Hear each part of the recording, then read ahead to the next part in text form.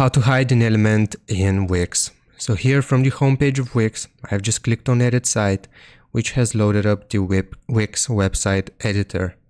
Now right here, we actually want to click on the mobile phone icon, so we switch to the mobile view in order to use this tool. So I'm just going to click on it, and it's going to look like this. So right here, we want to select the element which we want to hide. Just click on it, left click on it, and you will see this option to hide the section from mobile. If we want to hide it, we will simply click on this eye icon here, and it's going to disappear. If we want to make it reappear, then we can just choose to show like so.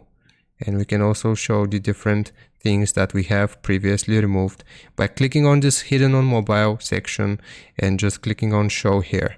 So that's how you hide elements in Wix. I hope this helps. Leave a like and sub, and I'll see you next time.